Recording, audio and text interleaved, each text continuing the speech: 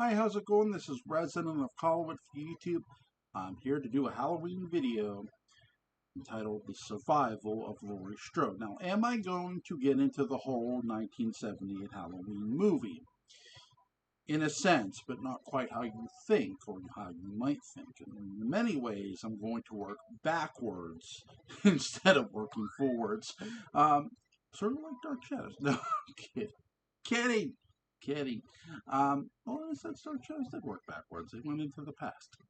So, all right, here we go. So, Laurie Strode is stalked and followed by a man in a mask. Before that happens, in a sense, she leaves her home and she drops the keys off at the Myers house. Now, later that night, when she's babysitting, she knows a man has been in her yard. She knows a man has followed her into a car, followed her with a car. She knows a man was standing outside her classroom in a mask. She does not know who this man is. One of the most interesting facts about Halloween is if you didn't know that Michael Myers escaped from an insane asylum, you would think this was a whodunit. Now, Halloween is not a whodunit, but I always find it fascinating. Laurie never knew her attacker to begin with. It's one of the best facts going about the original movie. It's something that usually I think gets lost in all the franchise talk. For all the things we talk about in Halloween history, Laurie did not know her attacker, and that is the one fact you need to take away from this video. Laurie didn't know who her attacker was. She didn't know his name. She just knew this guy, whoever he was, wore some coveralls. Sure, it isn't hard to tell he's wearing coveralls and a white mask. Now, Laurie Strode is babysitting one Tommy Doyle, and at first only Tommy Doyle. She is soon babysitting both Tommy and Lindsay. Tommy Doyle, Lindsay Wallace. Her friend Annie Brackett spilled butter on her shirt and her clothes and had to take off her pants and change her shirt. And then brings little Lindsay Wallace over after she gets a call from her boyfriend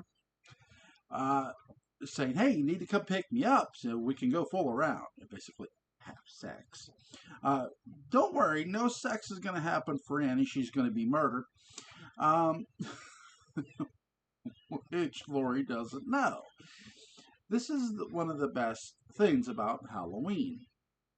Laurie Strode does not know her friends have been brutally murdered. She's going to find out. Remember, this movie isn't just called Halloween for no reason. This movie takes place fictionally on Halloween night. It also takes place fictionally in Haddonfield, Illinois. In the state of Illinois, it actually is set. It's filmed in California. You see the palm trees and the license plates of the cars. So that being said, now that she is babysitting both Tommy Doyle and Lindsay Wallace, hey, why not, right? She's standing there, and finally, when she's relaxed, after kids do some mischief stuff, like look out the window and claim they saw the boogeyman, like Tommy Doyle did, and he's scaring, and as she tells Tommy, "Hey, you're scaring Lindsay," Lindsay says, "I believe you, Tommy," and she's just like, "Really?" Laurie Strode gets a phone call. No, it's not from Michael Myers. It's from her other friend, Linda Vanderklok. Linda calls to find out where Annie is. I thought she'd be back. Well, she's totally not here. She probably stopped off someplace, meaning stopped off and had sex. You've heard of Lover's Lane. Do I really need to get into what a Lover's Lane is? No, I don't think I do. I'm sure you've seen the Zodiac movies. That being said, Laurie is still waiting, and later she does get a Another phone call. This time it's from Linda herself. Linda Vanderklog's death is interesting, but because of before Linda dies and before Bob meets his untimely end, the phone does ring.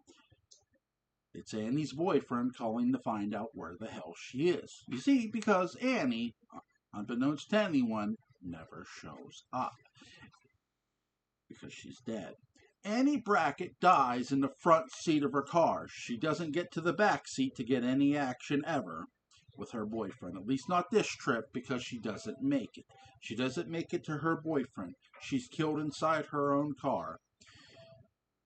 The death of Annie Brackett is interesting because she has nowhere to go, meaning when Michael grabs her, there's no way for her to escape. She tries to power out of it, but she's not powerful enough to overpower a man because, well, she's a woman and he's a man. And I know that might sound sexist, but it's true.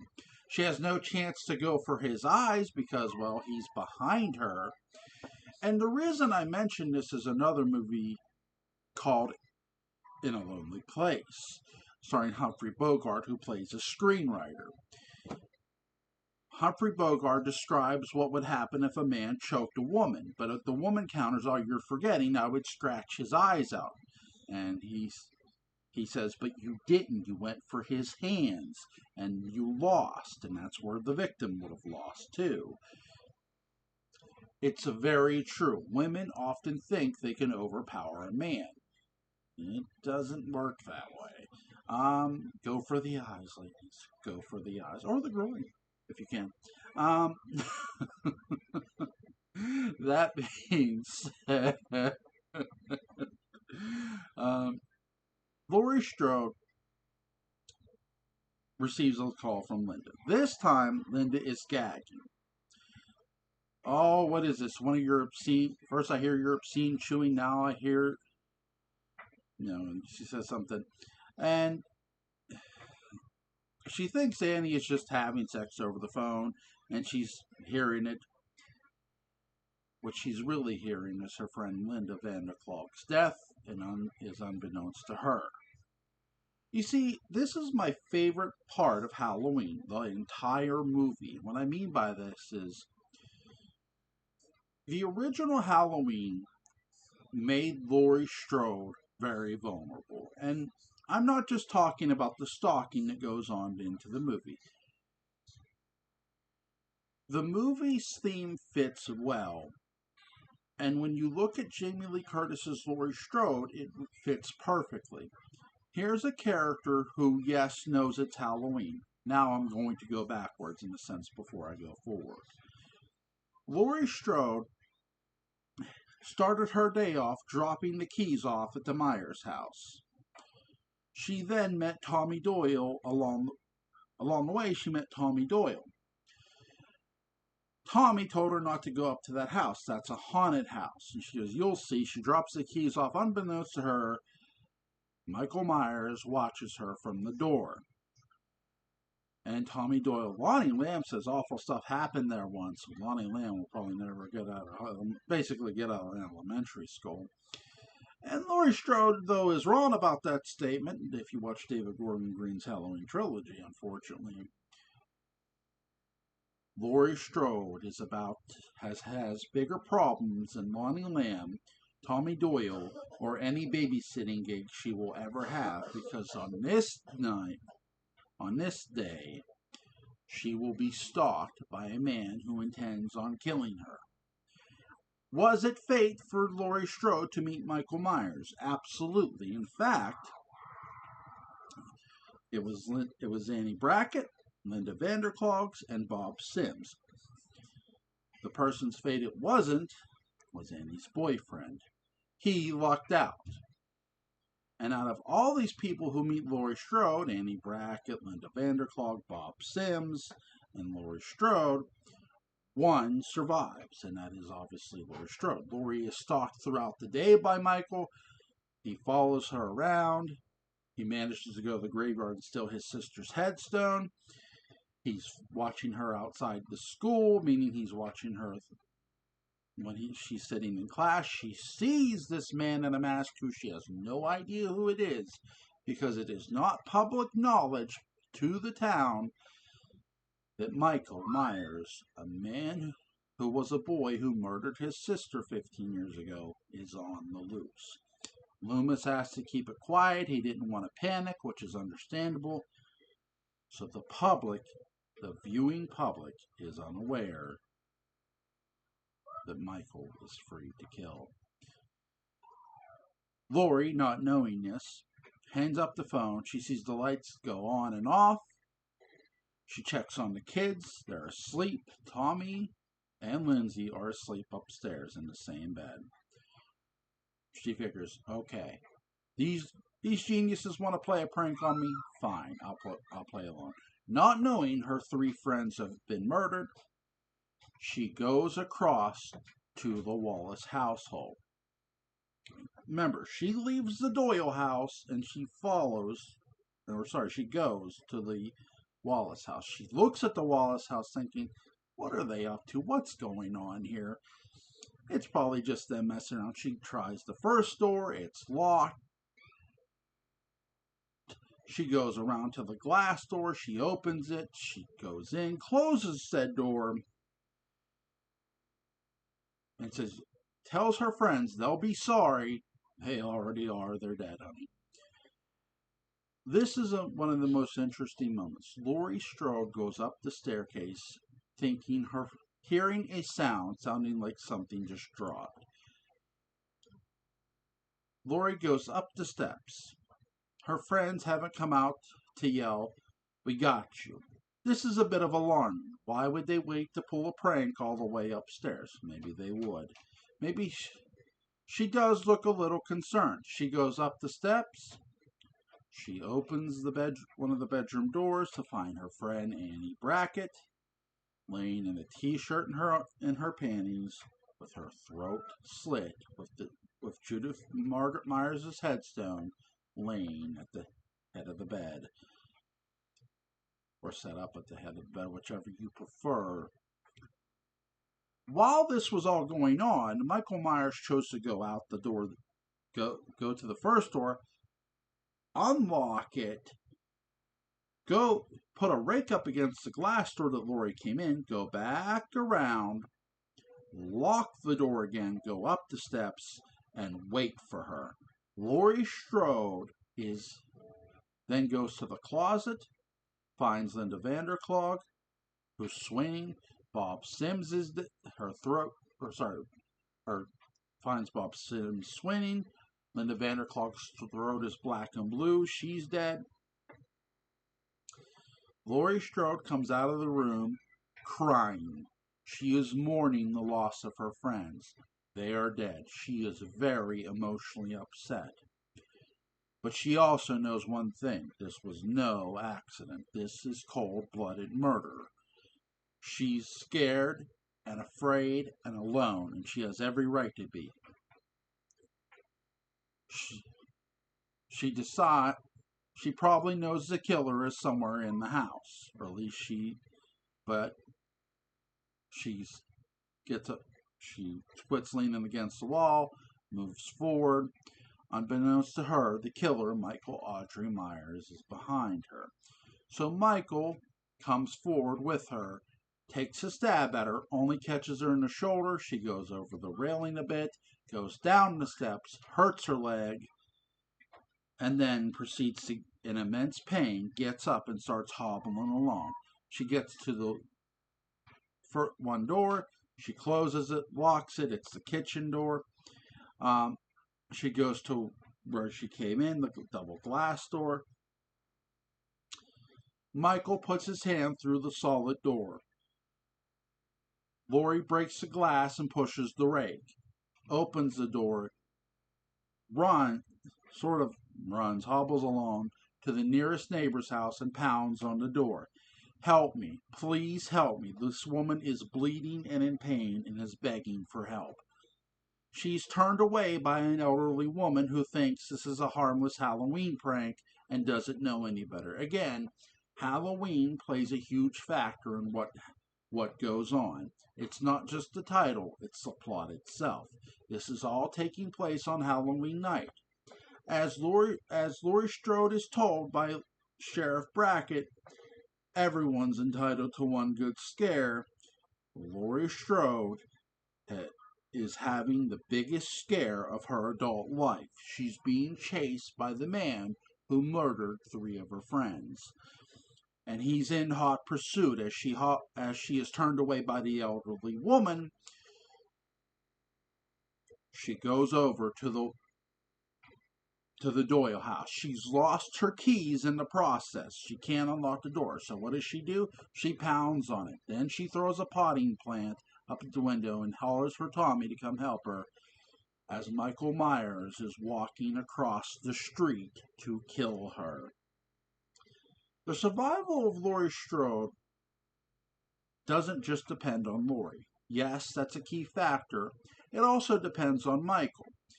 I've talked about, to get into the murders of her three friends, and I say this with all the respect to the fictional character that is Michael Myers. He is an efficient killer at times. But keep in mind, before the three murders happened, this man hasn't killed somebody in 15 years. And if you look at the murders that happened before, okay, Judith Margaret Myers' murder, she is sitting almost naked. She's in her panties in front of her mirror, brushing her hair.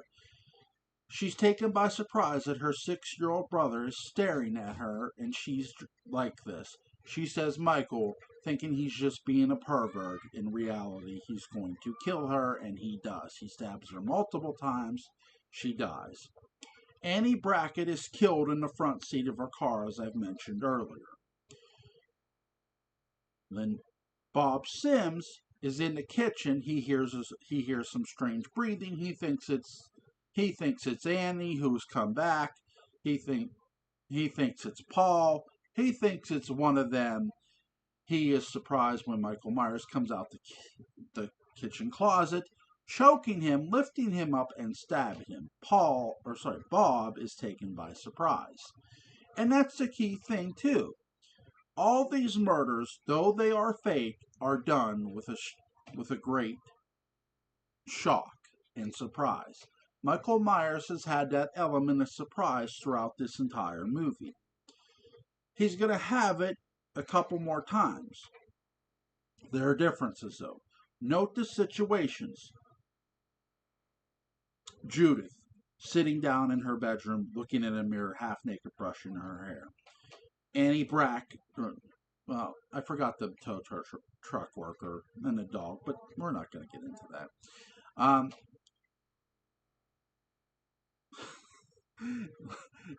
Annie in the front seat of her car, not expecting a killer to pop up in the back seat and be strangled and then have her throat slit.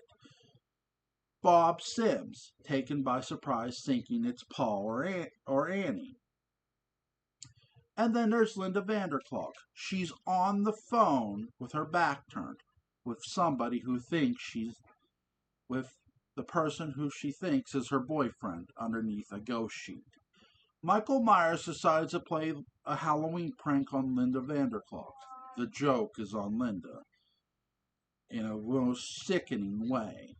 Linda Vanderklok says, "See anything you like," as she exposes her breast to who she thinks is her boyfriend. Newsflash. It's not, but she doesn't know that. He's wearing Bob's glasses on the outside of the ghost sheet. This lets you know that Michael Myers is perhaps one of the smartest killers known to man. He's smart, he's quick, he's efficient. But I'm about to reveal something about Michael that I've always felt when it comes to the character of Laurie Strode, and I'll get to that. He comes up from behind to Linda, who has her back turned, as she's dialing the phone to call Laurie. He strangles her with the very phone cord. As she's choking, Laurie hears this. Linda dies. Back to Laurie. Laurie is approached from behind Michael, but she's on the landing of a staircase, a long landing. Michael is following her on this landing. This is now literally a moving target. This isn't somebody who's holding still like the other victims prior. It's a lot different scenario and a lot different situation. The only thing similar is Michael still has somewhat of an element of surprise because he's approaching her from behind. She may know there's a killer in the house, but she damn sure doesn't know where. Maybe she's figured it's upstairs. She's still moving forward. She's not running, she's walking. Maybe she doesn't even know he's in the house. Again, he stabs a target that is moving. This is the only real target that is literally walking away from her. It lets you know one thing. For all his efficiency, Michael is a clumsy killer. His kills have been situational and in his favor. This isn't. It's on a level ground in a way. He misses his mark to a degree because he hits her in the shoulder. He's aiming for her back, or at least this part of her back, and misses that part, only catches her here. She goes over the railing. Sure, she hurts her leg, which puts him at a greater advantage than he already put himself into because he put the rake against the door. He is underestimating Laurie Strode because she's able to get up. She does not want to be another casualty here. She wants to live to tell about what happens. That's another part I got to get into. The fight Laurie Strode puts up in the Doyle household, not just her escaping the Wallace household. After she gets the rake off the door, crosses the rest, and gets inside the house, she tells Tommy to get upstairs and hide. Him and Lindsay do. She locks the door. Unbeknownst to her, she forgot she left. The window is open. Maybe she forgot to close it. Maybe Michael opened it. Michael is in the house. She pulls out a sewing needle. Michael comes from behind the couch, once again misses his mark, hitting the couch. She puts the sewing needle in the neck of Michael Audrey Myers. Michael stands up in shock, pulls out the needle, and falls down. Laurie Strode throws the knife, even after picking it up. She goes upstairs and gets the children, says, "I killed him," and Tommy says, "You can't kill the boogeyman." Tommy's right. The boogeyman has now regained consciousness, grabbed the knife, come up the stairs, and he is ready to strike again. She tells the kids to hide and lock the door. They lock themselves in a closet. Laurie Strode does the same. Only difference is in the parents' closet. Michael is about to break through the closet. Laurie Strode makes a coat hanger out of a weapon, and pokes Michael in the eye. This causes Michael to drop the butcher knife. She takes said butcher knife and places it into his sternum. "You go, Laurie. I mean this." Laurie Strode fights with one of the most courageous fights against a serial killer you'll ever see. It's what makes her, in every way, a heroine. She does a great job battling pure evil. But again, part of this is Michael's fault. He underestimated her, and he was a very clumsy killer against her. But I will give the devil her due. Laurie Strode tells the kids to go down the street to the Mackenzies after they come out of the locked closet. She's sitting there. She's in too much pain and too much sorrow at the loss of her friends. She gets up and goes into another room instead of going down the steps. I don't think this is a character mistake at all. I just think she assumes the man she stabbed is dead. He sits up like Dracula. He's strangling her. She pulls off his mask to see her killer's face. Or was she trying to poke him in the eye again? It's your call to make. Loomis shoots Michael in the back. Laurie falls. Michael goes forward. Laurie sitting on the ground, alive. Loomis comes in and shoots him 5 more times, hurling him off the second-floor balcony. Laurie, was it the boogeyman? As a matter of fact, it was. Laurie Strode's survival is an ultimate test of any individual I can imagine. It's also one of the most unique tales, because it takes a character who makes every mistake imaginable in Laurie Strode And rightfully so, this is Halloween night. And it makes her the most human character in horror history. I mean this, at least the most human protagonist in horror history. This woman thinks a Halloween prank is being pulled on her by her friends. She's not sure what to make of the man in the mask she saw earlier, because again, this is Halloween night, or sorry, this is Halloween day. Maybe somebody is just pulling a harmless prank, and again, the town doesn't know a killer is loose. There's that moment where Laurie is crying about her friends, and I do mean this. If there's a Halloween series, I hope it gets into Laurie Strode's graduation and her ultimate pregnancy with her children, whoever the father of her children are. I want to see that sense of loss that Michael created all those years ago. We get a glimpse of it in 78 with her crying. How does the rest of the town honestly feel about the 1978 murders? Do you follow the first Halloween or do you follow the first two? I'd be curious to see what they would do with this and paint a sense of loss in the Halloween franchise for the first time in a long time. Really, that emotion. Remember the new Godzilla movie, Godzilla Zero, or sorry, minus Zero. That sense of loss that Godzilla created was mourned in the movie. It's something I'd like to see in our new Halloween. Alright, I hope you guys enjoyed this video. Have a good day.